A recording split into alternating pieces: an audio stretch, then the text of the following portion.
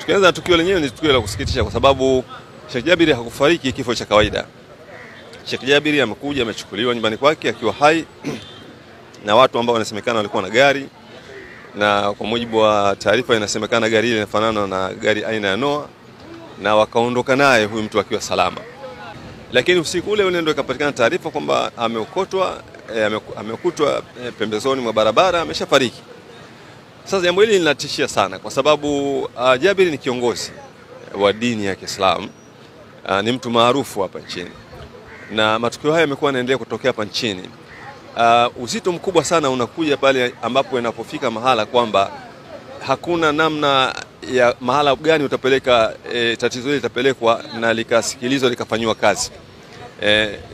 Vyombo vyetu vya usalama ndio vyombo ambavyo vina haki ya kulinda usalama wa raia, lakini vyombo vyetu vya usalama kama ulivyoona taarifa iliyotolewa na kamanda wa polisi, nao kama kwamba wanalalamika juu ya tukio hili. Yani wananchi wanalalamika na polisi na wenyewe wanalalamika. Sasa ikifikia stage kama hii au nchi ikifika mahala hapa, wananchi wanakata tamaa, maana yake wao walitarajia kwamba ulinzi wao utakuwa chini ya vyombo vya usalama. Lakini kama inafika mahala matukio ni ya kawaida kabisa, mtu kuchukuliwa nyumbani kwake akaenda kauawa, na hao watu wanakuja kuwachukua watu wanaonekana ni watu ambao wana zana, wana vifaa, wana magari, lakini wanaanza kuja kumbeba mtu wakamchukua wakaondoka naye. Na hali hii inaendelea sasa, imekuwa ni matukio ambayo yanaendelea nchi nzima. Tanganyika yanaendelea matukio kama haya, Tanzania visiwani matukio kama haya yanaendelea. Sasa tunakuwa tuna taifa la namna gani?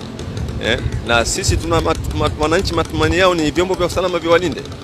Inapofika mahala kwamba vyombo vya usalama vikashindwa kutekeleza wajibu wake katika mazingira kama haya, yani wananchi wanapeleka zile tuhuma kwenye vyombo wenyewe, ndio tatizo ambalo linatokea. Lakini zaidi hapo ni kwamba tumekuja kumzika Sheikh Jabir, na alhamdulillah tumefanikiwa kushiriki tokea hatua za mwanzoni mpaka tumefika kwenye makaburi. Hapa tunazungumza tukiwa makaburini, na msiba wake kama tunavyoona au tumeshuhudia sote umewagusa watu wengi sana.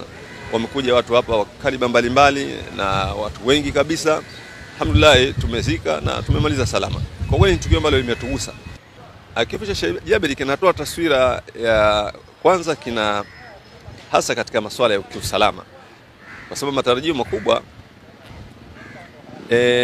huyu mtu usalama wake kama raia, na sisi wote tunategemea mamlaka zilizopo serikalini.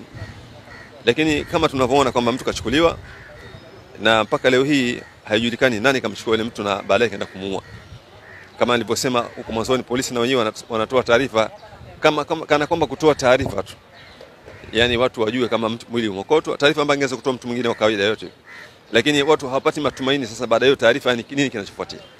Na ina maana hili limetokea, litatokea lingine kama hili. Yani hakuna matumaini kwamba haliwezi kutokea tukio kama hili.